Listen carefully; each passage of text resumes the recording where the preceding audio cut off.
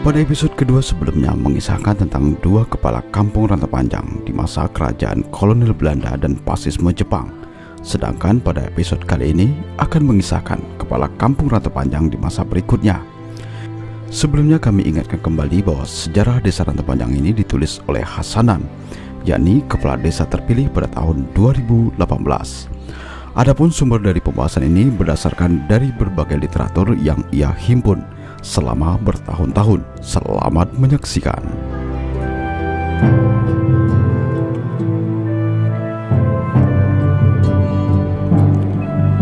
Setelah Endut mangkat dari Dokoh Tembok Baru, Haji Ahmad menempati Dokoh Tembok Baru selanjutnya. Haji Ahmad menjadi Dokoh selama 6 tahun, yaitu 1943 hingga 1949. Sebagai pewaris tahta Endut, periode kepemimpinan Ahmad tergolong periode yang sangat sulit. Masa ini adalah Jepang masih bercokol di Kalimantan Barat, khususnya di wilayah Kerajaan Simpang. Setelah 1945 atau sekitar 2 tahun ia menjadi Dokoh. Secara resmi Jepang meninggalkan Indonesia. Setelah Jepang meninggalkan Indonesia karena kalah perang dengan sekutu, rakyat Indonesia kembali tentram. Sejarah mencatat Jepang lebih kejam dari Belanda dan bangsa-bangsa penjajah yang lain. Di Kalimantan Barat, ribuan nyawa melayang. Di pancung Jepang, korban tersebut terdiri dari kalangan bangsawan, kaum cendekiawan, feodal, dan rakyat jelata. Di Tanah Simpang tahun 1943, Kompetai Jepang menangkap Gusti Rum atau Panembahan Tua, Gusti Mesir, Panembahan Simpang, kemudian Gusti Umar, Menteri Polisi, Gusti Tawi, Mantri Tani, Tengku Ajung, dan Dolah, sopir Panembahan, serta Bujang Kerepek. Dari keluarga kerajaan Sukadana yang ditangkap Jepang yaitu Panembahan Tengku Idris alias Tengku Betung. Masih banyak lagi penduduk Kayong yang menjadi korban kebiadaban Jepang dan tidak terekam dalam catatan sejarah. Penangkapan Bujang Kerepek dan kerabat tersebut membuat warga semakin dihantui rasa ketakutan. Warga tidak bisa bergerak bebas, bekerja takut, tidak bekerja tidak makan. Sebagai Dokoh, Ahmad tidak bisa berbuat banyak. Setelah pendiri bangsa ini memproklamirkan kemerdekaan Indonesia 1945, ternyata Belanda masih menyimpan ambisi besar untuk menguasai Indonesia dengan melancarkan agresi-agresinya. Agresi tersebut tidak terlalu berpengaruh terhadap penduduk rantau panjang khususnya. Namun sukacita menyambut kemerdekaan dirasakan seluruh penduduk Tanah Simpang pasca kekalahan Jepang dan Indonesia dinyatakan merdeka. Di Kalbar muncul gerakan-gerakan balas dendam terhadap Jepang. Balas dendam akibat kematian raja-raja dan rakyat jelata. Melayu dan Dayak bersatu mencari kompetai-kompetai Jepang yang tersisa. Jika ketemu, mereka langsung membunuhnya. Gerakan di Simpang dipimpin oleh Gusti Legat, anak Panembahan Gusti Panji dari Simpang II. Gusti Legat membawa 30 pasukan berkepala burung. Gerakan ini dikenal dengan nama Gerakan Kepala Burung. Mereka menyisir daerah-daerah yang dicurigai, mencari pelayaran Jepang hingga ke Sukadana. Tidak ketinggalan, warga desa Rantau Panjang ikut bergabung dengan pasukan Gusti Legat mencari kompetai Jepang yang tersisa. Tahun 1949, Belanda menyerahkan kedaulatan Indonesia. Indonesia kembali kondusif, termasuk Tanah Simpang. Dengan kondisi Tanah Simpang yang kondusif, sebagai Dokoh Tembok Baru, Ahmad lebih leluasa menjalankan kiprahnya. Namun sayang di tahun ini ia meletakkan jabatannya sebagai Dokoh. Yang berikutnya Haji Abohari. Haji Abohari bin Haji Abdullah pada bulan Juni 1949. Ia dinobatkan menjadi kepala kampung rantau panjang menggantikan Haji Ahmad. Masa kepemimpinannya tidak lama, sekitar 5 bulan saja. Tepatnya terhitung sejak Juni 1949 hingga November 1949. Pendeknya masa kepemimpinan Bohari nama akrabnya karena ia ditetapkan sebagai pegawai perikanan karena tugas negara dengan kerendahan hati. Haji Bohari meletakkan jabatannya sebagai Dokoh Rantau Panjang. Kendati pendek, Bohari telah menorehkan sejarah dan meletakkan dasar kepemimpinan, melanjutkan kepemimpinan sebelumnya.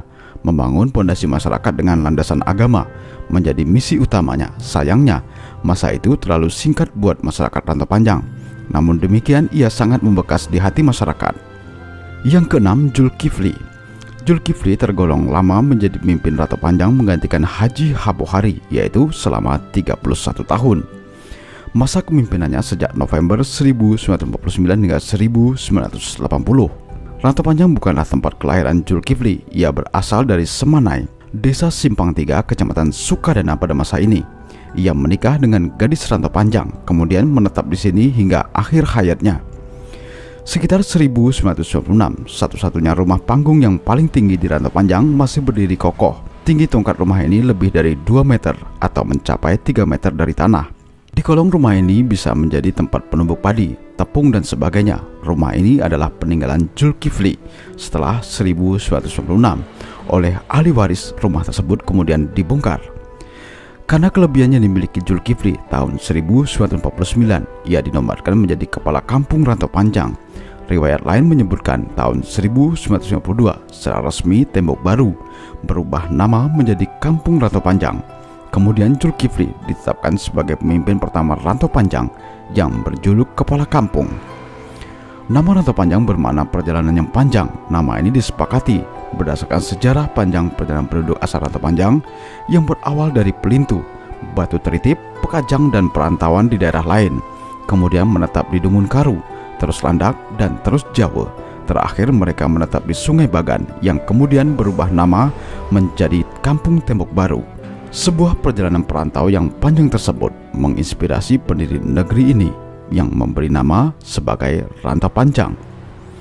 Era 1940-an hingga 1960-an, Rantau Panjang menjadi tempat persinggahan dan menetapnya para perantau dari Sulawesi, Bugis, Banjar, Jawa, Madura, dan perantau di daerah lainnya. Bahkan ada perantau yang asli datang dari daratan Cina. Yang dominan ialah perantau dari Bugis dan Banjar, sehingga adat istiadat etnis Bugis dan Banjar melekat hingga sekarang pada warga Rantau Panjang. Ada yang datang rombongan dengan keluarga, ada yang datang merantau sendiri. Perkawinan dengan penduduk pribumi melahirkan kebudayaan baru bagi penghuni Rantau Panjang. Seperti yang terjadi pada tahun 1998, datang rombongan perantau dari Bugis. Sebelumnya mereka menetap di sekitar Semanai. Dari Semanai mereka pindah menetap di Parit Timur, membuka lahan untuk berladang. Kehadiran perantau yang menetap di Rantau Panjang tersebut menginspirasi pendiri desa ini menamakannya sebagai Kampung Rantau Panjang. Selain bermakna perjalanan yang panjang, juga bermakna kampungnya para perantau yang jauh atau panjang. Pada tahun 1990, pemimpin setingkat kecamatan yang bergelar Demang, yakni Tengku Ismail, menggagas meneruskan pembangunan jalan ke Parit Timur. Kemudian pembangunan tersebut dilanjutkan pada tahun 1998. Bersama masuknya warga Bugis ke Parit Timur, Zulkifli sebagai kepala kampung pun terjun langsung dan ikut berladang juga di Parit Timur.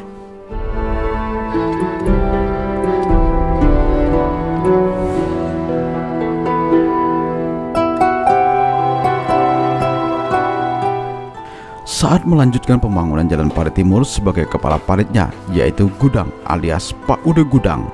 Ia bertanggung jawab atas pembangunan dan kebersihan parit dan jalan Parit Timur. Semula panjang jalan Parit Timur sekitar 2 km saja, bertambah menjadi 4 km. Tahun 1961 warga Rantau Panjang membuka jalan untuk lokasi peladangan baru. Jalan tersebut sekarang dikenal dengan nama Jalan Ampera. Kemudian disepakati pembukaan jalan tersebut antara batas tanah Menan dan Ama. Menan dan Ama adalah saudara kandung, anak kandung dari Ibu Kasim atau Endut bin Muhammad Arif bin Muhammad Atta bin Abu Talib. Yang pertama kali menggali jalan Ampera tersebut yaitu Kudus, Saleh, serta 2 orang asal Madura, Siman dan Ahmad. Upah penggalian jalan tersebut adalah 1 gantang padi per depa maju. Lebar galiannya adalah 1,5 depa atau 2 meter dan panjang 625 depa atau 1000 meter. Mengutip dari keterangan Ahmad, saksi dan pelaku utama yang masih hidup saat ini, sebelum melaksanakan pekerjaan awal, Menan, Ama, Resin, Kudus, Saleh, Siman, Ahmad, dan sejumlah warga lainnya berembuk. Resin bertanya, hasil galian badan jalan tersebut dibuang kemana? Ama menjawab, dibuang ke Anjang Menan saja. Setelah sepakat, 4 orang pekerja pun mulai melakukan penggalian jalan Ampera. Resin bin Ahmad atau anak mantan kepala kampung keempat yang pernah menjadi kepala dusun Ampera, ia menjadi kepala dusun pada masa kepemimpinan pertama Abu Qasim Bar, yaitu 1982 hingga 1990. Tahun 1962 pembangunan jalan Ampera dilanjutkan sebagai kepala parit yang memimpin bangunannya yaitu Menan. Setiap kepala keluarga dikapling panjang 30 hingga 50 meter dan lebar 2 meter. Semula panjang jalan Ampera hanya 1000 meter bertambah menjadi 3000 meter. Ketika itu belum ada nama Jalan Ampera. Pemberian nama resmi Jalan Ampera sekitar tahun 1970-an. yaitu merujuk pada riwayat yang memberi nama Jalan Ampera tersebut adalah Salim Tamura. Hal tersebut merupakan hasil kesepakatan rembuk Salim Tamura, Resin, dan warga Ampera lainnya.